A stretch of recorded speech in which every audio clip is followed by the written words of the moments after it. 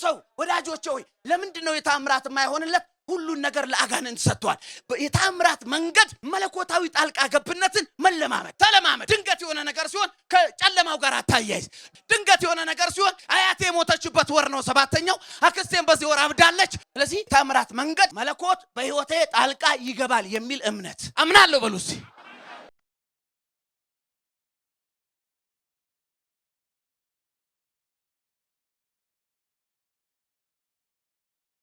በዚህ ምሽት እግዚአብሔርን ጸጋ እንካፈላለን። እንግዲህ እንደምታውቁት ዛሬ በኢትዮጵያውያን ዘመን አቆጣጠር 7ኛ ወር ቀኑ 1 ነው። በእኔ አገልግሎት ወይም ደግሞ መንፈሳዊ መረዳት መሰረት ቁጥሮችን፣ ወሮችን፣ አመታቶችን ለእግዚአብሔር አሳልፎ መስጠት እንደዛ ወዳለውና ለሊት ተነስቼ ስለዚህ ወር በእግዚአብሔር ፊት ስጸልይ ነበር። ክብር ለኢየሱስ ይሁን። እግዚአብሔር ከጊዜ ውጭ ቢሆንም ግን በጊዜ ውስጥ ነው የሚሰራው። ታውቃላችሁ አይደለ? እጃችን ላይ እንዳሰርነው ሰዓት አይነት እሱ አላሰርም፣ ግን ጊዜን ስለ ሰው ልጆች ሰርቷል። በጊዜ ውስጥ ነው የሚሰራው። መንፈሳዊ ዓለምም ከጊዜ ጋር ነው የሚንቀሳቀሰው። ለዚህ ነው ዛሬ ነገ፣ ዛሬ ዓመት ሚል ስለ ኢየሱስ መምጣት እንኳን የዘመኑ ፍጻሜ በደረሰ ጊዜ እግዚአብሔር ኢየሱስን ለመላክ ወዳጆቼ ሆይ አጋጣሚ አይደለም እየጠበቀ የነበረው፣ ጊዜ ነው እየጠበቀ የነበረው። ስለዚህ እመኑኝ በዚህ ወር ላይ በህይወታችሁ እግዚአብሔር ትልልቅ ተአምራቶችን ያደርጋል። ሶስት ሰው አሜን ብሏል። ዛሬ ቁጥሩ ብቻ ሳይሆን እግዚአብሔር አምላክ አንድ ብሎ የሚጀምረው ትልልቅ ተአምራት እንዳለ አምናለሁኝ። ወሩን ለእግዚአብሔር እንዋጃለን። ትልልቅ ተአምራቶች፣ ምስክርነቶች፣ ድንቆች በዚህ ወር ላይ በቤታችሁና በህይወታችሁ ይሆናሉ። ሶስት ሰው አሜን ብሏል። ሁላችንም መጽሐፍ ቅዱሶቻችንን መዝሙር 77 ቁጥር 14 ላይ እናወጣና ለጥቂት ደቂቃዎች ተአምራትና የተአምራት መንገዶች በሚል ሐሳብ እንከፋፈላለን። ከደግሞ እንጸልያለን። ጌታ የተባረከ ይሁን። መዝሙር 77 ቁጥር 14 ለመነሻ እንዲሆነኝ እሱን ክፍል አነብና ከዛም በኋላ በሌሎች ሐሳቦች ደግሞ እግዚአብሔርን ጸጋ ከዚህ ክፍል እንከፋፈላለን። መዝሙር 77 ቁጥር 14 እንደዚህ ይነበባል። ታምራትን የምታደርግ አምላክ አንተ ነህ፣ በሕዝቦች መካከል ኃይልህን ትገልጣለህ። እስቲ ድምጻችሁን ከፍ አድርጉና ከኔ ጋር እንደዚህ በሉ። ታምራትን የምታደርግ አምላክ አንተ ነህ፣ በሕዝቦች መካከል ኃይልህን ትገልጣለህ። አንድ ሰው ጨብጡና እግዚአብሔር የታምራት አምላክ ነው በሉት እስቲ። ሃሌሉያ።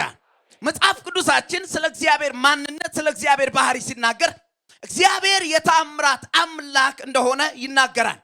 እንደዚሁም ደግሞ መጽሐፍ ቅዱሳችን በብዙ እግዚአብሔር ባደረጋቸው ተአምራቶች የተሞላ መጽሐፍ ነው።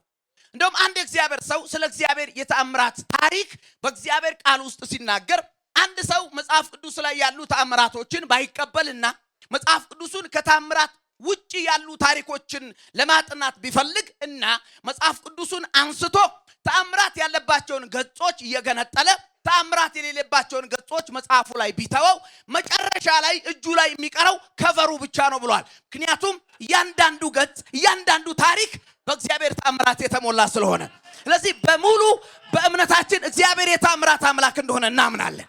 አጠገባችሁ ያለው ሰው ጨብጡና እግዚአብሔር የታምራት አምላክ ነው በሉት። መጽሐፍ ቅዱስም የታምራት መጽሐፍ ነው በሉት። ጌታ የተባረከ ይሁን። ነገር ግን በሰው ልጆች ሕይወት ውስጥ እግዚአብሔር ተአምራትን እንዳያደርግ ከእግዚአብሔር ቃል መጽሐፍ ቅዱስን አንብበው ተአምራትን እንዳይቀበሉ በእግዚአብሔር የመለኮት ዓለም የተአምራት ጉብኝት ውስጥ እንዳይመጡ ሰይጣን ሁሉ ጊዜ ከዘፍጥረት ምዕራፍ 3 ጀምሮ ሰው ልጆች እግዚአብሔር ሊጠቅማቸው ያዘጋጀውን ማናቸውንም ነገር ሰይጣን በማስጣል መረጃ በማዛባት ጉዳዩን በማበላሸት እግዚአብሔር በሰጣቸው ልክ ጉዳዩን እንዳይጠቀሙ መረጃ ያዛባል፣ ያበላሽባቸዋል። በዚህ ዘመን ሰዎች ከእግዚአብሔር የተአምራት ዓለም እንዳይቀበሉና እንዳይካፈሉ በሙሉ ኃይሉ ሰይጣን ተአምራትን ለራሱ በማድረግና ሰዎች መለኮታዊ ዓለም ላይ ያለውን ተአምራት እንዳይጠቀሙ፣ እንዳይጓጉ፣ እንዳይፈልጉ ፍርሃትንና ጥርጣሬን በመርጨት ሰዎች ከእግዚአብሔር ተአምራት ብዙም ተጠቃሚ እየሆነ አይደለም። ከቅርብ ጊዜ በኋላ በኃይል አገልግሎት በእግዚአብሔር ተአምራት ጉብኝት ሰዎች ከፍተኛ ፍርሃት እንዳለባቸው እያየው ስለሆነ በርግጥ እግዚአብሔር የታምራት አምላክ እንደሆነ ዛሬም ታምራት እንደሚያደርግ በቆምኩባቸው መድረኮች ሁሉ ስለ ታምራት እየተናገርኩ ነው ያለሁት። በጣም እግዚአብሔር በአገልግሎቷ የሚጠቀምባት ካትሪን ኩልማን የተባለች ሴት ስለ እግዚአብሔር ስትናገር እንደዚህ ያለች፣ እኔ በታምራት አምናለሁ፣ ምክንያቱም በእግዚአብሔር ስለማምን። እግዚአብሔር ካለ ታምራት አለ፣ ታምራት ካለ ደግሞ እግዚአብሔር አለ። ሰይጣን ሰይጣን ራሱን የቻለ የእግዚአብሔር ተአምራትን የሚያመሳስልበትና ሰዎች ከእግዚአብሔር ተአምራት አቢዩስ የሚሆኑበት የጨለማ ዓለም ተአምራት ቢኖርም እኛ ግን ሰይጣን ስላደረገውና ስለደገመው እውነተኛውን አንጥልም። እውነተኛው እንደውም የእግዚአብሔር ነው። ስለዚህ በዚህ ምሽት ስለ ተአምራትና የተአምራት መንገዶችን በጥቂቱ እንመለከትና ደግሞ እንጸልያለን። እግዚአብሔር ተአምራት ያደርጋል። እንዲሁ ግን በእምነት እጃችሁን ከፍ አድርጋችሁ ይሄ ወር የተአምራት ወር ነው በሉሲ። ለመሆኑ ተአምራት ማለት ምን ማለት ነው? ምክንያቱም አንዳንድ ሰው ተአምራት ማለት አስማት ሊመስለው ይችላል፣ ድግምት ሊመስለው ይችላል። ኢሚዲየትሊ አሁን እኔ ተአምራት ሲል ዘሎ 666 ውስጥ የገባ ሰው ማይጠፋ። ተአምራት ሲባል እንደዚህ ከጨለማው ዓለም ጋር የተያዘ ነገር የሚመስለው ሰው አለ። ግን መጽሐፍ ቅዱሳችን ስለ ተአምራት ምንድነው የሚለው? ሁለት ወይም ሶስት ትርጉሞችን ስለ ተአምራት ከተናገርኩ በኋላ መንገዶቹን ነው በሰው ህይወት ውስጥ እግዚአብሔር እንዴት ተአምራት ያደርጋል።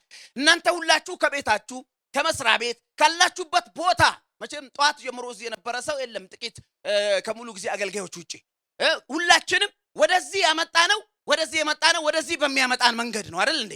ወደዚህ ወደ ቀድም ፓስተር እንደተናገረ ወደ የአዋሳን መንገድ የያዘ ወደ አዋሳ ነው ይሄድ ያለ። ሁሉ ጊዜ መንገዶች ወደምትፈልጉት ቦታ ያደርሷቸዋል። የተአምራት መንገድን የማይከተል ሰው ተአምራት ጋር ሊደርስ አይችልም። ስለዚህ የትኛው ነው የተአምራት መንገድ? ቤት በኩል አርጌ ነው ህይወቴ ላይ ጤናዬ ላይ ቤቴ ላይ የእግዚአብሔርን ተአምራት የምካፈለው የሚለውን መንገዱን እናያለን። በመንገዱ ደግሞ ከቤታችሁ በጳውሎስ መንገድ መታችሁ እዚህ እንደደረሳችሁ በተአምራት መንገድ በዚህ ወር እመኑኝ ትልልቅ ተአምራት ጋር ትደርሳላችሁ። ለመሆኑ ተአምራት ማለት ምን ማለት ነው? በፍጥነት ሁለት ወይም ሶስት ትርጉሞች። የመጀመሪያው ተአምራት ማለት መንፈሳዊ ዓለም ለፍጥረታዊ ዓለም የሚለቀው ኃይል ነው። እንደምታውቁት ሁለት ዓለም ነው ያለው። ይሄ የሚታየው ዓለም ፍጥረታዊ ዓለም ሲባል በስሜት ዕውቀት የምንግባባው የምንቀምሰው የምንነካው የምንዳስሰው ሲሆን እግዚአብሔር በስድስቱ ቀናት ፈጥሮ የጨረሰው ሲሆን ግን ዋናውና ሁሉን ነገር የሚቆጣጠረው ሳይሆን የማይታየው ዓለም አገልጋይ እንደሆነ በዕብራውያን ምዕራፍ 11 ቁጥር 3 ላይ የዕብራውያን ጻፊ የሚታየው ሁሉ ከሚታይ እንዳልሆነ በእምነት እናስተውላለን ብሏል። የሚታዩ ነገሮች በሙሉ የማይታይ ምንጭና ኃይል አላቸው። ይሄ የማይታየው መንፈሳዊ ዓለም በሁለት ሲከፈል አንዱ ቅዱስ ነው እግዚአብሔር ይመራዋል፣ ሁለተኛው ርኩስ ነው ዲያብሎስ ይመራዋል። እነዚህ ሁለት የማይታዩ ዓለማት የሚታየው ዓለም ላይ በሚታይ መልኩ የሚያሳድሩት ተጽዕኖ አለ። እንደውም የሚታየው ዓለም የዛኛው ዓለም ጥላ እንደሆነ ሚታይ ከመሆኑ በፊት ከማይታየው ዓለም ኃይልና መመሪያ እንደሚቀበል የእግዚአብሔር ቃል ይናገራል።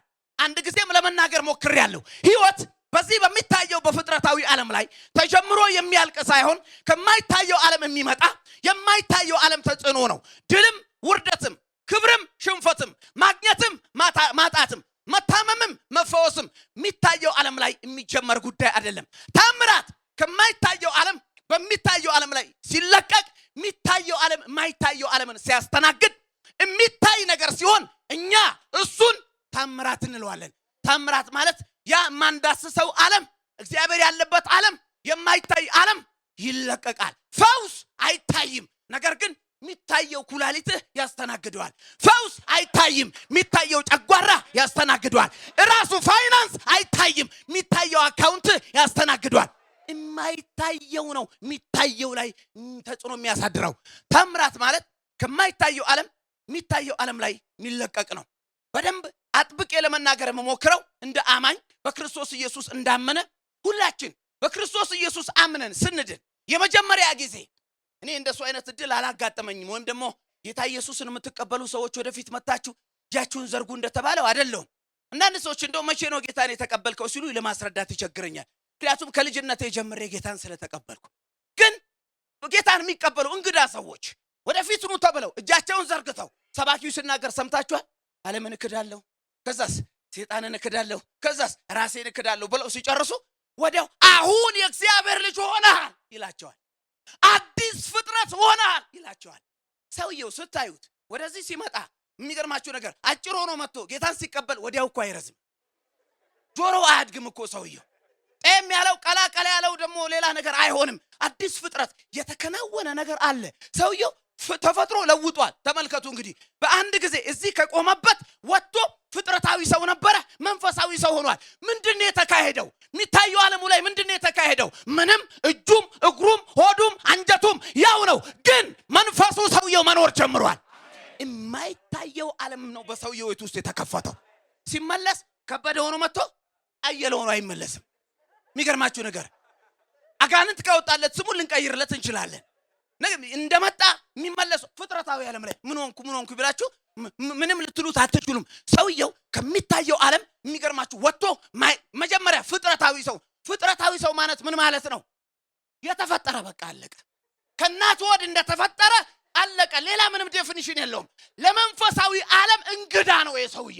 አያውቀውም። ሰማይ መግባት አይችልም። አክሰስ ማድረግ አይችልም ያኛውን መንፈሳዊ ዓለም። ጨለማው ዓለም ግን በጉልበት የሚገርማችሁ ነገር ሊገዛው ይችላል። እጆቹን አንስቶ ጌታን ሲቀበል ኢሚዲየትሊ ከፍጥረታዊ ሰውነት ወደ መንፈሳዊ ሰውነት ይቀየራል። አሁን ይሄ ሰውዬ ስጋዊ ብቻ ፍጥረታዊ ሳይሆን ምንድነው ይባላል? መንፈሳዊ ሰው። የማይታየው ዓለም ታምራት ምንጩ አይታይም፣ ሲያልቅ ግን ይታያል። ወዳጆች ሆይ ታምራት ማለት ከማይታየው ዓለም የሚታይ ተጽዕኖ ኃይል መለቀቅ ማለት ነው። ይሄንን መንፈሳዊም ዓለም ያደርጋል፣ ፍጥረታዊ ዓለም ያደርጋል። ምናልባት ጊዜ ካለኝ ስለ ምንጮቹ እናገራለሁ። ሁለተኛው ታምራት ማለት ከተፈጥሮ ሕግ በላይ የሚፈጠርና የሚሆን ነገር ነው። እኔ የሚገርማችሁ ነገር ወደዚህ ስመጣ ፓስተር በመንፈሴ እግዚአብሔር እንደዚህ እያለኝ ነው። ብዙ ሰዎች በዚህ ወር ከተፈጥሮ ሕግ በላይ የሆኑ ትልልቅ በረከቶችን ይቀበላሉ። ሶስት ሰው ነው አሜን ያለው። እግዚአብሔር ፍጥረትን ሰርቶ ሲጨርስ ከእያንዳንዷ ኢምንት ጀምሮ ይሄ የምናየው ትልቁ ዩኒቨርስ እያንዳንዱ ሳይቀር ፀሐይ ብትሉ ጨረቃ ብትሉ ማርስ፣ ሳተርን፣ ጁፒተር የሚባሉ ትልልቅ መሬትን የሚበላልጡ ፕላኔቶች፣ ትልልቅ ከዋክብት እግዚአብሔር ጧት እየተነሳ የሚያበራው ቆጣሪም የሚያጠፋውም ቆጣሪ የለም። ጧት መጥቶ የፀሐይን ቆጣሪ ነክቶ አታበራም፣ ማታ ደግሞ አጥፍቷት ጨረቃ አትወጣም። ስርዓት አዘጋጅቶላቸዋል። የመሬት ስበት ስርዓት አለው። ልጅ እንዴት እንደሚወለድ ስርዓት አለው። ይሄ ጉዳይ በአንድ አረፍተ ነገር ምን ይባላል? የተፈጥሮ ስርዓት ይባላል። የማንገረምባቸው ዛሬ ለምሳሌ ማክሰኞ ነው፣ ነገ ሮብ ሊሆን የተፈጥሮ ግዴታ ነው። መምሸት፣ መንጋት፣ መዝራት፣ ማጨድ፣ ክረምት፣ በጋ እነዚህ ስርዓት ናቸው ይላል። የሚገርማችሁ ነገር አንድ ሰው እንዴት ገንዘብ እንደሚያገኝ የተፈጥሮ ስርዓት አለ። እንዴት እንደሚወልድ የተፈጥሮ ስርዓት አለ። እንዴት ራሱን እንደሚያሳድግ የተፈጥሮ ስርዓት አለ። የምትበሉት ምግብ እንዴት ተፈጭቶ ደቆ እዛ ወደ ሰውነታችሁ እንደሚከፋፈል የተፈጥሮ ስርዓት አለ። ራሱ እኔ አሁን ፊት ለፊት ፓስተር ታዴን ሳየው የራሱ የተፈጥሮ ስርዓት አለ። አንድ ጊዜ እንደውም ስለ አይን ስንማር መጀመሪያ ሰውየውን ገልብጣ ነው የምታየዋል።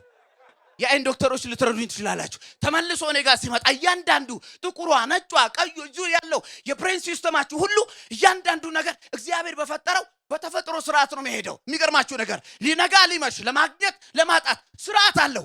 ታምራት ማለት ምን ማለት ነው? ይሄ መስመሩን ጠብቆ ከሚሄደው ከሚታወቀው ኖርማል ከሆነው ለየት ያለ ነገር፣ ከተፈጥሮ ስርዓት ውጪ የሆነ ነገር። ለዛ ነው ማርያም ጋር ገብርኤል መጥቶ እንደዚህ አላት፣ ጸጋ የሞላብሽ ሆይ ሲላት፣ ይሄ ወዳጆች ሆይ በጣም ደስ አሰኝቷታል። ከሴቶች መካከል የተባረክሽ ነሽ ሲላት፣ በልዩ ሁኔታ ነው የገብርኤልን ሰላምታ የተቀበለችው። እንደዚህ ብሎ ዮሴፍ ራሱ ሰላም ብሏት አያውቅም። እንዴት ደስ የሚል ሰላምታ ነው ብላ ራሱ የሚገርማችሁ ነገር ተናግራለች። ጸጋ የሞላብሽ ሆይ። አንዳንድ ሰው ሰላምታ እኮ ጸጋ የሞላበት ነው። ሰላም ለእናንተ ደስ ይላል። አንዳንድ ሰው ገና እንደመጣ ራሱ ሞገስ የሌለው እንዴት ነሽ የሚል ነገር አለ። ጾታን ቀይራ አይማይም የሆነ ግሬስ የሌላቸው ሳይ የመላእክት ሰላምታ የሚባል አለ። ጸጋ የሞላብህ የሚል ደስ ብሏታል። ታውቃላችሁ በገብርኤል ሰላምታ ግን ገብርኤል ሰላም ሊላት አይደለም የመጣው፣ መልእክት ሊነግራት ነው። ሰላም ብቻ ብሏት ቢሄድ እኮ ማርያም ኮንፈረንስ ታዘ ገብርኤልን አይቼው ብላ ማለት ነው። ገብርኤል መጥቶ አውርቶኝ ብላ ጸጋ የሞላብሽ ብሎኝ ከሴቶች መካከል የተለየሽ ነኝ መልእክት እኮ ነው ይሄ። ግን የሚገርማችሁ ነገር ለምን እንደለያት ነገራት። ወንድ ልጅ ልትወልጂ ነው ሲላት በስመ አብ ወወልድ ወመንፈስ ቅዱስ ብላ አቋርጣ ነው። የሚገርማችሁ ነገር የሳይንስ ዕውቀቱ የገብርኤል አስደንቋት፣ ወንድ ስለማላውቅ ይሄ እንዴት ይሆናል? አንተ ልጅ ይገኝበታል ያልከው የተፈጥሮ ስርዓት ይታወቃል። ወንድና ሴት ተገናኝተ ነው። እኔ ብቻዬን እንዴት ነው ስትለው፣ ታምራት ማለት ከተፈጥሮ ስርዓት ወጣ ለየት ያለ ነገር ነው። በአንድ ሰው ህይወት ውስጥ መደበኛ ህይወቱን የዘለለ አዲስ ታምራት በዚህ ወር ይሆናል። ተፈጥሮ አንድን ነገር እንዴት እንደምታገኝ ያስቀመጠው ስርዓት አለ። ታምራት ሲሆን ግን ከዛ ውጪ እጃችሁን ከፍ አድርጉና ታምራት ይሆንልኛል በሉ። ሶስተኛውን እና መጨረሻውን ልናገር። ሶስተኛው ታምራት ማለት በማይቻል ሁኔታ ውስጥ የመለኮት ጣልቃ ገብነት በማይቻል ዶክተር በማይችለው በገንዘብ በማይቻል ጉዳይ ውስጥ የመለኮት ጣልቃ ገብነት ማለት ነው። መንገዶቹ ሁለት ምንጭ ነው ያለው። አንደኛው እግዚአብሔር ነው፣ ሁለተኛው ሰይጣን። ብዙ ሰዎች ይመጡና ፓስተር እንትን የሚባለውን ተአምራት ትቀበላለህ ወይ ይሉኛል። እኔ ከተአምራት አይነት ችግር የለብኝ፣ ከተአምራት ምንጭ ነው ችግር ያለብኝ። እኔ ምንጩን ነው ማጣራው። የእንትን ተአምራት ትቀበላለህ ይሉኛል። ከእግዚአብሔር ከሆነ ድብና አድርጌ ክብር ለኢየሱስ ይሁን። የእንትን ሁሉ ነገር ከቡዳ አይደለም ወዳጆች፣ ሁሉ ነገር ከጨለማ አይደለም። ለዛ እኮ ነው ሙሴ ወደ ፈርዖን ሄዶ የሚገርማችሁ ነገር ታምራት እግዚአብሔር ልኮኛል ሲለው አላቀውም እግዚአብሔርን አለ። ታምራት አሳያለሁ አለው። ዱላውን ጣለና እባብ አደረጋት። አሁን የዘመኑ ጴንጤ ዱላ ያደረጋትን እባብ ቢያይ በኢየሱስም ሙሴ ከጥልቁ ነው ይላል። ለምን? እባብ ስላየ ብቻ ከአጋንንት ሊሆን አይችልም። እባቡ ከየት ነው ይባላል። ገንዘብ ስላየ ብቻ ከአጋንንት ነው እንዳትል፣ ከየት ነው? የእግዚአብሔር ዓለምም ስላለው በኢየሱስም ብለው ሊሮጡ ሲሉ ጠንቋዮቹም እባቡን ጣሉ። ከዛ በኋላ ቤቱ በእባብ ተሞላ። ደስ የሚለው ነገር የሙሴ እባብ የነሱን እባብ ዋጠችና በትር ሆነች። ዋናው ነገር ምንጩን ነው መቃወም ያለባችሁ። አንዳንድ ብትሎበት ሁሉን ነገር ከጨለማ ዓለም አድርጎ ሊሞት ነው። ለዛ ነው እግዚአብሔር ተአምራት የማያደርገው። እሺ አሁን ወደ እንትኑ ልምጣ። ታውቃላችሁ ወደ መንገዱ በፍጥነት ነው የምናገረው። መጨረሻ ላይ ጸልያል። እንዴት ተአምራት ይሆናል? አንደኛው የተአምራት መንገድ እግዚአብሔር ተአምር ያደርጋል ብሎ መጠበቅ፣ ወይም ደግሞ እሱ ሁለተኛ ነው። የመጀመሪያው መለኮታዊ ጣልቃ ገብነቶችን መቀበል። ከኔ ጋር ናችሁ? አንድ ነገር ብቻ ልንገራችሁ። ማቴዎስ ወንጌል ላይ በጣም የምገረምበት አንድ ታሪክ አለ። ጌታ ኢየሱስ ክርስቶስ በውሃ ላይ የተራመደበት ማቴዎስ ወንጌል ምዕራፍ 14 ላይ ነው ያለው። እሱ ቁጥር 26 ላይ እንደምታውቁት ኢየሱስ ክርስቶስ ከደቀ መዛሙርቱ ጋር አልነበረም። 2 ዓሣና 5 እንጀራ አብዝቶ ለ5000 ሰዎች ከመገበ በኋላ ለመጸለይ ወደ ተራራ ሄደ ይላል። ከዛም በኋላ ደቀ መዛሙርቱ የተረፈውን 12 መሶብ ተሸክመው ወደ ታንኳይቶስ ገቡ። ማቴዎስ በጥንቃቄ ነው ያን ታሪክ የጻፈው። ምዕራፍ 14 ቁጥር 26 ላይ ሲደርስ የሌሊቱ 4ኛ ክፍል ነበረ ይላል። 4ኛ ክፍል ማለት አይሁዶች 24ቱን ሰዓት በክፍል ነው የሚከፋፍሉት። የመጨረሻው 4ኛ ክፍል የሚባለው ከሌሊቱ 9 ሰዓት እስከ ንጋቱ 11 ሰዓት ያለው ነው። ውድቅት ሌሊት ይባላል። ውድቅት ሌሊት 6 ሰዓት ላይ አይደለም። ውድቅት ሌሊት ከ9 ሰዓት እስከ 12 ሰዓት ነው። ብርቱ የሚባል ሰው፣ ንቁ የሚባል ሰው እንቅልፍ የሚያጣበት፣ ሌባ የሚመጣበት። ከምሽቱ 2 ሰዓት የሚመጣ ሌባ ጀማሪ ሌባ ነው፣ ብዙ አያውቅም። ገና እራት እየበላ እግርን እየታጠብክ የሚመጣ እግዚአብሔር እዚህ ምድር ላይ ያለውን ቆይታ በቃ ብሎታል ማለት ነው። አንተ ጋር ከመጣ 2 ሰዓት የሚመጣ ቸኩሎ ማለት ነው። ሌባ ብዙ ጊዜ ከ9 ሰዓት እስከ ባንኮች የሚዘረፉት ትልልቅ ድርጅቶች ለምን ጠብቆ ሰውየው የሚደክመው ሰዓት ነው። እና ደቀ መዛሙርቱ ሲሄዱ 4ኛው ክፍል ሌሊቱ ከ9 ሰዓት እስከ 12 ሰዓት አይሁዳውያን በዚህ በ4ኛው ክፍል መናፍስቶች ይንቀሳቀሳሉ ብለው ያስባሉ። የሚገርማችሁ ነገር ትንሽ ሆኖ የጀመረ ኃይለኛ ሆኖ የቀጠለ ብርቱ ንፋስ ምንድነው የገሊላን ባህር ያናወጠው ነበር እና በጣም እያስጨነቃቸው ነበር። ኢየሱስ ተራራ ላይ ሆኖ የሚጨነቁ ሰዎችን አየ። በአንድ ታንኳ ተቀምጠው የሱ ሰዎች ናቸው። ባህሩ ዳርቻ ላይ ከሱ ጋር ነበሩ። ደቀ መዛሙርቱ ናቸው። ሊረዳቸው ፈልጎ በዛ በውድቅት ሌሊት ወዳጆች ሆይ በእነሱን ባስጨነቀው ባህር ላይ እየተራመደ ሲመጣ ደቀ መዛሙርቱ በዛ ውድቅት የሞት ድባብ ባለበት ሰዓት ላይ በዛ ጭንቁስ አንድ ውልብ የሚል ነገር በኋላ እየተራመደ ሲመጣ አይተው ሁሉም በአንድነት እንደው ከ12 አንድ አይገኝም፣ በአንድነት ምን ብለው አሰቡ ይላል? ምትሃት ነው ብለው አሰቡ። ወዳጆቼ ሆይ ለምንድን ነው በብዙ ሰዎች ህይወት ውስጥ ተአምራት የማይሆነው? መለኮታዊ ጣልቃ ገብነትን አይጠብቁም። የሚገርማችሁ ነገር እንደውም አንድ ጥናት አነበብኩኝ። በህክምና ወደ ካንሰር ይቀየራል ከሚባሉ በሽታዎች 75% ይቀየራል።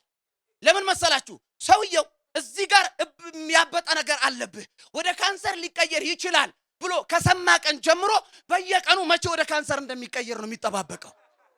መቼ እየሰፋ እንደሚሄድ፣ መቼ አጥንቱን እንደሚነካ፣ መቼ ደም ስሩን እንደሚነካ ነው እንጂ መለኮታዊ ጣልቃ ገብነት ድንገት ከእንቅልፌ ስነሳ ተነቅሎ አገኛለሁ የሚል ኤክስፔክቴሽን ብዙ ሰዎች ውስጥ የለም። ለዛ ነው ድንገት ቢመጣ ራሱ ወዲያውኑ ምትሃት ነው ብሎ መቃወም የሚጀምረው። ኢየሱስ ክርስቶስ በውሃ ላይ እየተራመደ ሲመጣ ያ የሚያምነው ጴጥሮስ ሳይቀር፣ ማቴዎስ ሳይቀር፣ ወዳጆች ሆይ ዮሐንስ ሳይቀር በአንድነት አለቃው መጣ።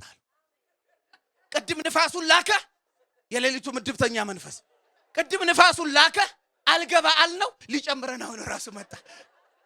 እንደዚህ ሲመጣ ኢየሱስ ነው በማለት ፋንታ ብዙ ሰው ወዳጆቼ ሆይ ለምንድን ነው የታምራት የማይሆንለት? ሁሉን ነገር ለአጋንንት ሰጥቷል። የታምራት መንገድ መለኮታዊ ጣልቃ ገብነትን መለማመድ ተለማመድ። ድንገት የሆነ ነገር ሲሆን ከጨለማው ጋር አታያይዝ። ድንገት የሆነ ነገር ሲሆን ከዘር ማንዘር ጋር አታያይዝ። ድንገት የሆነ ነገር ሲሆን የሚገርማ ከሆነ ጉዳይ ጋር አታያይዝ። አያቴ የሞተችበት ወር ነው 7ኛው። አክስቴም በዚህ ወር አብዳለች። እንደገና ደግሞ በዚህ ወር ላይ ጎረቤቴም ቤቷን ጥላ እንትን ብላለች። በዚህ ወር ላይ በልጅነቴ ውሻ ነክሶኛል ብሎ ይውላችሁ። እኔ በዚህ ወር ግን ትልልቅ ታምራትን ነው መጠብቀው። ድንገት ሌሊት በሬ ከተንኳኳ የሚገርም ነገር ሚኒስቴር ሊሆን ይችላል እላለሁ። መልአክ ሊሆን ይችላል እላለሁ። ከቡዳ አልጀምርም፣ ከምታት አልጀምርም፣ ከዘር መንዘር እርግመን አልጀምርም። እስቲ አጠገብ ተለማመድ በሉት። እስቲ ተለማመድ። የታምራት መንገድ ምንድነው? እግዚአብሔር በጉዳይ ላይ ጣልቃ ይገባል የሚል ልምምድ ኤክስፔክቴሽን። ሁለተኛ በቃ ሰዎች ኢየሱስ እኮ አዝኖ ነው ሳይደርስ እኔ ነኝ አላቸው። አለቃው መስሎን የሌሊቱ ምድብተኛ ከ9 ሰዓት እስከ 12 ሰዓት የሚንቀሳቀሰው የባህሩ አለቃ መስሎን። አንተ ይኸውላችሁ ደቀ መዛሙርቱ የባህሩ አለቃ በ9 ሰዓት ይንቀሳቀሳል የሚሉትን ያክል ኢየሱስ ይንቀሳቀሳል የሚል ልምምድ የላቸው። ለዛ ነው ብዙ ሰው አያቱ ላይ ያለው መንፈስ የሚዋጋውን እንደሚዋጋው የሚያምነውን ያክል እዚች ጋር ነጥብ ሆና የጀመረች ቁስል እንደምትሰፋ የሚጠብቀውን ያክል እንደዚህ አይነት መለኮታዊ ልምምድ የለውም። ስለዚህ የታምራት መንገድ መለኮት በህይወቴ ጣልቃ ይገባል የሚል እምነት አምናለሁ በሉ። እስቲ 5-10 ደቂቃ ብናገር አምናለሁ በሉ። ሁለተኛው ምንድነው? የታምራት መንገድ መጠባበቅ። እቺ ላይ ትንሽ ተናግሬ ነው የምንጸልየው። መጠባበቅ። ሲያጠገባችሁ ያለውን ሰው ተጠባበቅ በሉት። እንደ እግዚአብሔር ሰው ልናገር፣ በዚህ ወር የምትጠባበቋቸው ትልልቅ ተአምራቶች ይሆናል። ኤክስፔክቴሽን ኢዝ ዘ ማዘር ኦፍ ሚራክል። መጠባበቅ የተአምራት እናት ናት። መጠባበቅ ብዙ ሰው አይጠባበቅም። ቅድም እንደነገርኳችሁ ነው። አከራዬ መቼ ያስወጣኛል ብሎ ነው የሚጠባበቀው እንጂ በዚህ ወር ቤት እገዛለሁ ብሎ አይጠባበቅም። አሁን ብዙ ሰው እኛ ለምንድን ነው በጊዜ የምንለቃችሁ መሰላችሁ? ታክሲ አጣለሁ ብላችሁ ነው የምትጠባበቁት እንጂ የሚገርማችሁ ነገር አገኛለሁ ብላችሁ አትጠባበቁ። መጠባበቅ በዚህ ወር እኔ እንጃ ክፍፍያ ላይ ነው መጠባበቅ። ምን የሆነ ነገር ያብጥ ይሆን? የሆነ ነገር ይፈነዳ ይሆን? አንዳንድ ሰው እኮ ባለፈው ከይርኔ ጋር እያወራን ነበር። አንዳንድ ሰው እኮ ምንድነው እስራኤልና ኢራን ለተዋጉት ሚሳኤል ወደዚህ ዞሮ ሊፈነዳ ይችላል። ሚሳኤል የሚጠባበቅ ሰው አለ። እግዚአብሔር እንዳንተ እምነት አላደረገብንም። የሚጠባበቅ ሰው አለ። ሚሳኤል ካሁን እንደዛ የሚል ሰው እኔ እነዚህ ሰዎች ጠግበው በተጣሉት እኛ እኮ ፍዳችን ምን እኔ አላቅም የሆነ ነገር ብቻ ሳት ብሎ ሚሳኤል የሚወድቅበትና እንዲህ የሚጠባበቅ ሰው አለ። ይኸውላችሁ ተአምራት ዛር አይደለም፣ በመጠባበቅ የሚገኝ ነገር ነው። ንገሩ፣ ጠብቅ በሉት እስቲ። ጠብቅ። መጠበቅ እግዚአብሔር በቤተ ላይ አንተ ነገር ያደርጋል፣ ተአምራት ያደርጋል። ብዙ ቦታ ነው እጠብቃለሁ። ሃሌሉያ ታምራት ይሆናል ብዬ በሬን ስከፍት ታምራት ይሆናል ብዬ ስልኬን ስከፍት ታምራት ይሆናል ብዬ መሽቶ ሲነጋ ታምራት ይሆናል ብዬ መጠባበቅ ቅድም እንዳልኳችሁ ነው። ያመማችሁ በሽታ ብሶ መቼ እንደሚገላችሁ አይደለም መጠባበቅ ያለባችሁ፣ መቼ እንደሚነቀል። ኢየሱስ ጌታ ነው። ጩና እጠብቃለሁ በሏል። ድገሙ፣ እጠብቃለሁ በሏል። መጽሐፍ ቅዱስ ውስጥ ትልልቅ ተአምራታቸውን የተቀበሉ ሰዎች ዝም ብለው አይደለም ጠብቀው ነው። ጠብቀው ነው። መንፈስ ቅዱስ ወይም ደግሞ የታምራት ዓለም ዛር አይደለም። ዛር የሚባል መንፈስ አለ። ድንገት ነው የሚመጣው። ብዙ ጊዜ ነው የምናገረው። ድንገት ነው የሚመጣው። አንድ ጎረቤታችን ነበረች፣ ዛሬ ነበረባት። የትም አትንቀሳቀስም። ለምን? መቼና የቱ ጋር እንደሚመጣባት አታውቅም። ድንገት ይመጣታል፣ ያንዘፈዝፋል። ከዛ በኋላ የተቀጣጠለ ከሰል በሰላም ጊዜ የማትነካውን ጥርግ አድርጋ በልታ ታጋሳለች። ጌታ ምስክሬ፣ ሽቶ እንደዚህ ሰብረው እንደዚህ በጣም ብረት እኮ ነው ወይም ጠርሙስ ነው አልባስጥሮሱን ይገርማል እንዴ ዛሬ ያለበት ሰው አርጋ ደክ አርጋ ከዛ በኋላ ሰላም። በኋላ ሲነግሯት የምታውቀው ጉዳይ የለም። ስለምታውቀው መንፈሱ ስንት ሰዓት ነው የሚመጣው እንዴት ነው የሚመጣው አይታወቅም። ድንገት ይመጣል። እንደዚህ አይነት ነገር የለም መንፈሳዊ ዓለም ላይ። ሰውየው ተአምራቱን ከመቀበሉ በፊት ጠብቋል። ገብቷችኋል አይደለ? ጠዋት ጠብቀ ማታ ይሆናል። ማታ ጠብቀ ጠዋት ይሆናል። ብቻ የተአምራት መንገድ መጠባበቅ። አሞሻል፣ ፈውስ ተጠባበቂ። ቸግሯል፣ የእግዚአብሔር በረከትን ተጠባበቅ። ጉዳዩ ብሶ የት እንደሚደርስ አይደለም እንድታውቅ የሚፈልገው ኤክስፔክቴሽን የሚራክል እናት ናት። መጠባበቅ ኩልማን እንደዚህ ትላለች ሁሉ ጊዜ እግዚአብሔርን ለማገልገል ስቆም ማየት የማይችል ሰው ያያል፣ መራመድ የማይችል ሰው ይራመዳል፣ የሞተ ሰው ይነሳል ብዬ እጠብቃለሁ። ጌታ የተባረከ ይሁን። ሶስተኛው አትሞስፌር መፍጠር፣ የተአምራት አትሞስፌር መፍጠር። ተአምራት በጣም አትሞስፌር ይፈልጋል። ብዙ ጊዜ ነው ፓስተር የሚነግረን ተአምራት አትሞስፌር ይፈልጋል። ለምሳሌ መጽሐፍ ቅዱስ ስታነቡ ማርቆስ ወንጌል ምዕራፍ 5 ላይ የኢያኢሮስ ቤተሰብ ከቁጥር 39 እስከ 41 ተአምራት አትሞስፌር አየር ወይም ደግሞ ለተአምራቱ የሚሆን ምቹ አየር ለተአምራት የሚሆን ኢየሱስ ክርስቶስ ከኢያኢሮስ ጋር የጀመረው መንገድ መሃል ላይ ለኢያኢሮስ መርዶ በነገሩ ሰዎች ሊቋረጥ ነበር። ልጅህ ሞታለች፣ መምህሩን ተድክመው። ጌታ ኢየሱስ ያንን እንደሰማ እመን ብቻ እንጂ አትፍራ ብሎታል። ስለዚህ አሁን ኢያኢሮስ በሁለት ድምጾች መሃል ነው። አንድም የጎረቤቶቹ፣ ሁለትም የኢየሱስ። ወይ ልጄ እያለ ከጎረቤቶቹ ጋር መሄድ፣ አለበለዚያም አምኖ ከኢየሱስ ጋር መሄድ መረጠ። አመሰግናለሁ ስለሰጣችሁኝ ኢንፎርሜሽን፣ እኔ ግን ከኢየሱስ ጋር ነው መሄደዋል። ኢያኢሮስ ኢየሱስ ክርስቶስና ደቀ መዛሙርቱ ሲደርሱ የኢያኢሮስ ቤት በሚያለቅሱ ሰዎች ተሞልቷል። ልብሷን ይዘው ሳትለብሰው ሞተች በሚሉ፣ ጫማዋን ይዘው ይሄ ነበር ጫማዋ በሚሉ፣ ደብተሯን ይዘው የሚገርማችሁ ነገር የቤት ዕቃውን በሙሉ እሷ የምትጠቀምበትን ይዘው። አንዳንድ አስለቃሽ እኮ ለመጽናናት ሁሉ አይፈቅድልህም። ያራዝሙባታል። ቤቱ በሙሉ በሚያለቅሱ ሰዎች ተሞልቷል። አሁን እኔ በሆን ላይቭ ነበር ማስተላልፈው እንደውም ትንሳኤውን፣ ግን እመነኝ የሚያለቅስ ሰው ሰብስበ ሚራክል ሊሆን አይችልም። ኢየሱስ ክርስቶስ ምንድን ያደረገው? በመጀመሪያ የሚያለቅሱ ሰዎችን ከቤት አስወጣ። ለምን? የሙታን ትንሳኤ አትሞስፌር ይፈልጋል፣ አየር ይፈልጋል፣ ምቹ አትሞስፌር። ዊግልስወርስ የሚባል እግዚአብሔር ሰው የአባቴን ያክል በጣም ነው የምወደው። 35 ሙታን አስነስቷል፣ ሚስቱንም ሳይቀር ነግሬያቸዋለሁ ብዙ ቦታ። ስለዚህ ሰውዬ ፊደል አያውቅም። በ40 ዓመቱ ነው ሚስቱ ኤቢሲዲ ያስተማረችው። ቀን ክሩሴድ ያገለግላል፣ ማታ ኤቢሲዲ ይማራል። የሚያውቀው ጉዳይ የለም። ግን ቅባት ስለሆነ ሲያገለግል ሙታን ይነሳሉ። ከፕሮግራም ሲገባ ነው ሚስቱ ሞታ እግሯ እንደዚህ መቶ ተነሽ ያላት። የሞተ ሰው ማስነሳትና የተኛ ሰው ማስነሳት ለዊግልስወርስ እኩል ነው። እንደውም ጫማ እግር የሌለው ሰው ሲያገኝ ጫማ ግዛና ና ይላል። እዚህ ጋር ሲጭንበት ከታች እግር ይወጣለታል። የተአምራቱ ሰው ይሉታል። የመጀመሪያ ጊዜ ሙታን ሊያስነሳ ሲል እግዚአብሔር ዛሬ በአንተ የሙታን ማስነሳትን አገልግሎት ጀምራለሁ ብሎት እየሄደ ሰፈራቸው አንድ ወጣት ሞቷል። ከዛ በኋላ ለማስነሳት ሲገባ ሙሉ ቤተሰቡ ልክ እንደ ኢያኢሮስ ቤት እያለቀሰ ነው ያለው። አልገባውም ሙታን ማስነሳት አትሞስፌር እንደሚፈልግ፣ ጸሎትን፣ እምነት እንደሚፈልግ።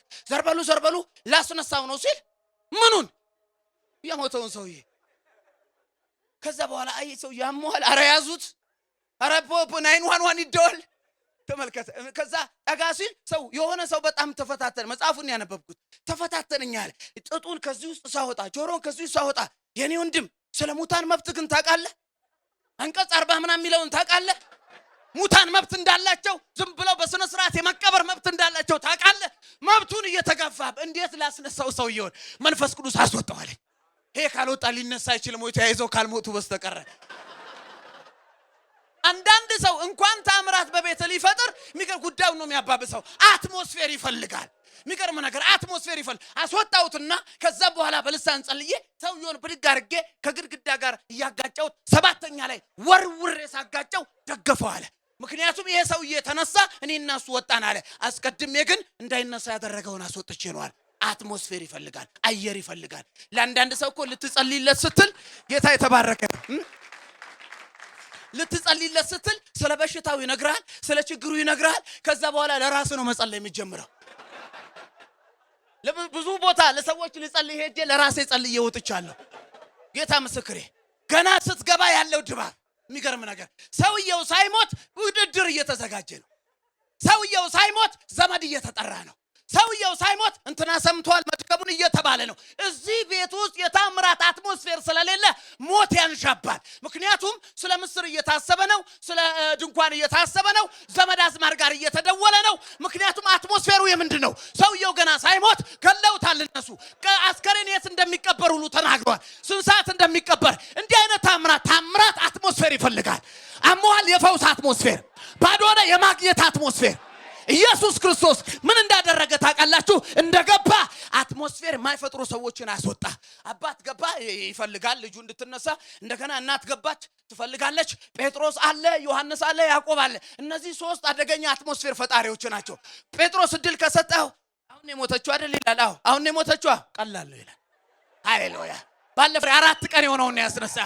አሁን ሞታ አሁን ከደጋብ ትኩስ እንዴ ባለፈው አልሰማ። ለእናትየው እኮ ነው ዞር ብሎ እመኛው ነው ብድግ የምትለው። አይቻለሁ ከዚህ ጌታ ጋር ባለፈው ለታ 4 ቀን የሆነውን ውጣ ሲለው ወጥቷል።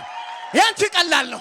በዛ በኩል ዮሐንስ ወጥሮ አባትየውን ናይል የምትባል ከተማ ከኢየሱስ ጋር እየሄድን አንድ ጎበዝ ወጣት አባቱ ሞቷል። ለእናቱ አንድ ብቻ ነበረ ሞቶ እናትየውና የአካባቢው ሰዎች ሊቀብሩት ከናይል ሊወጡ ሲሉ እኛና አስከሬኑ ተገናኘ። ጌታ ኢየሱስ እዚህ ጋር የቆመው ነካው ነው ጎበዝ አለው ተነሳ። ዮሐንስ እንደዚህ አትሞስፌር የሚፈጥሩ ነው። የሚገርም ነገር ጭንቅ ያለ ሰዓት ላይ ችግር ያለ ሰዓት ላይ የምታወራው ሰው ራሱ የታምራት አትሞስፌር የማይፈጥር ከሆነ ዝም ብትል ይሻላል። ክብር ለኢየሱስ። ሳይሞት ስለ ቀብር ሊያወራ ይችላል። እየወጋኝ ነው እዚህ ጋር ስትል ተመርመራል። ካንሰር ሊሆን ይችላል። የለብህም ጭንቅ እያለኝ ነው ሰሞኑ አለሊል ባሁን እኔ ራሱ ዘንዶ እየመጣብኝ ላይ አትሞስፌር ይፈልጋል። እግዚአብሔር ታምራት ሊሆን ሲል አትሞስፌር ይፈልጋል። ወዳጆቼ ቤት ላይ አትሞስፌር መፍጠር ገና ልትገባ ስትል የሚጸለይለት ከሆነ ምንድነው የምታደርገው መሰለ? ጨጓራ ላይ የሆነ ምልክት አይታል አይደለ? ዩቲዩብ ትከፍትና አስደንጋጭ የሚለውን ታልፋለህ። የሚገርም ነገር ሰበር ዜና የሚለውን ታልፋለህ። ሚኒኩሬል ምናምን የሚለውንም ታልፋለህ። አንድ ጨጓራው ተፈወሰ የሚባለው እሱ ይሄ ይመለከተኛል። ክብር ለኢየሱስ ይሁን። የሆነ ሰው የከሞት ተነሳ ይሄ ይመለከተኛል።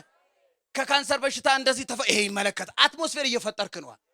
ተመልከት። አሁን እነ ክሪስ ትልልቅ የእግዚአብሔር ሰዎች የሚጸልዩላቸው ሰዎች ተአምራት የሚሆነው ዝም ብሎ እንዳይመስል።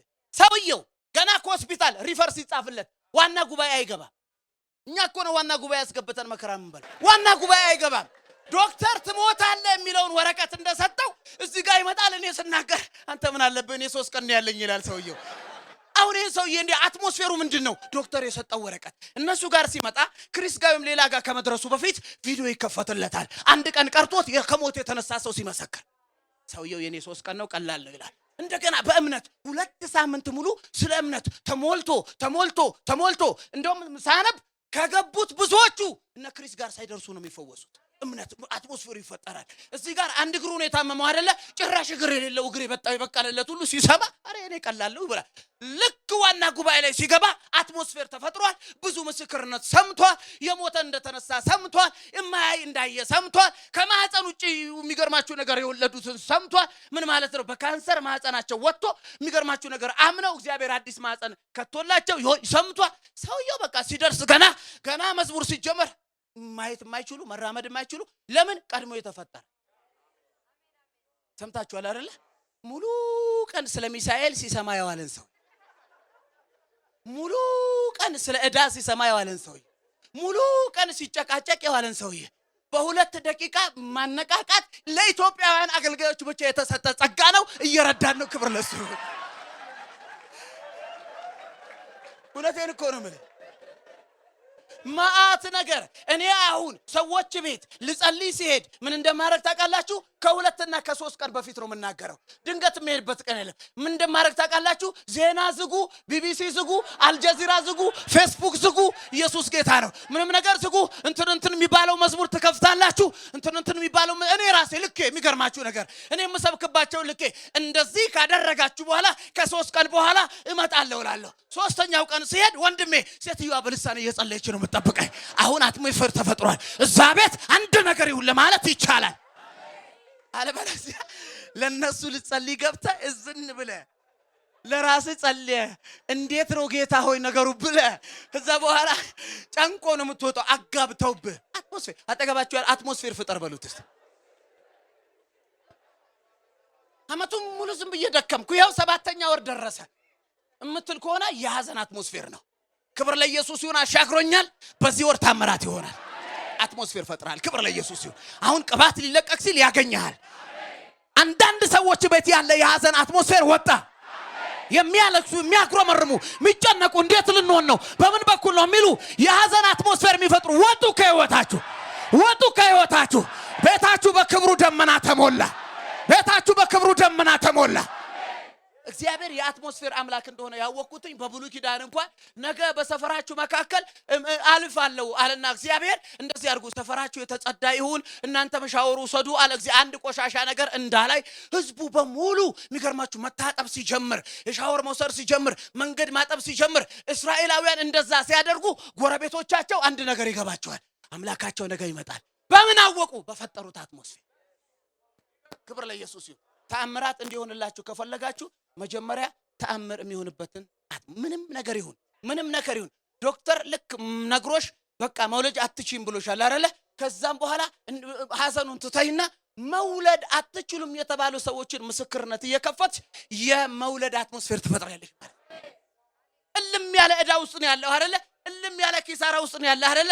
ከዛ በኋላ ከዕዳና ከኪሳራ ያወጣቸውን ሰዎች ምስክርነት እየፈጠርክ ከዛ በኋላ እየሰማ አትሞስፌር ትፈጥራለህ።